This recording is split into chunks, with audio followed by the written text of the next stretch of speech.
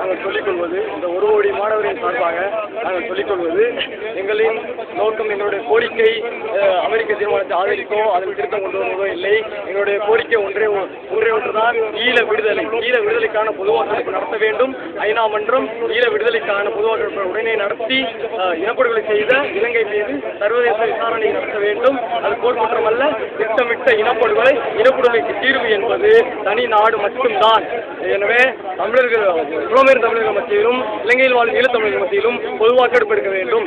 நீங்கள் இலங்கையுடன் சேர்ந்து வாழ்கிறீர்களா இல்லை தனிநாடாக பிரிந்து செல்ல விரும்புகிறீர்களா என்று அவர்கள் தான் முடிவு செய்ய வேண்டும். எனவே அவர்களிடத்தில் இந்த பொது வாக்கெடுப்பை நடத்த வேண்டும்.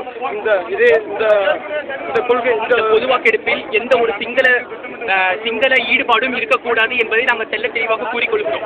இந்த போக்கை மத்திய அரசு, காங்கிரஸ் தலைமையிலான மத்திய கூட்டணி அரசு தொடருமேயானால் வரும் தேர்தல்களில் அவர்கள் பெரும் விளைவை எதிர்பார்க்க நேரிடும். நாங்கள் எங்கள் மாணவர்களுடைய போராட்டம் வரும் தேர்தலில் பிரதிபலிக்கும். இந்திய அரசு வரியை இழக்க நேரிடும். நாங்கள் தொடர்ந்து மக்களிடத்தில் இந்த பிரச்சனை எடுத்துச் செல்வோம். எங்களுடைய நோக்கம் ஈழ விடுதலை தவிர்த்து எதுவும் கிடையாது. ஈழ விடுதலை, அங்கே நடந்தது போர் குற்றமல்ல, இனப்படுகொலைக்கான சர்வதேச விசாரணையை இலங்கை அரசு மீது கொண்டு வர வேண்டும். ஐநா உடனே ஈழ விடுதலைக்கான பொது வாக்கெடுப்பை நடத்த வேண்டும்.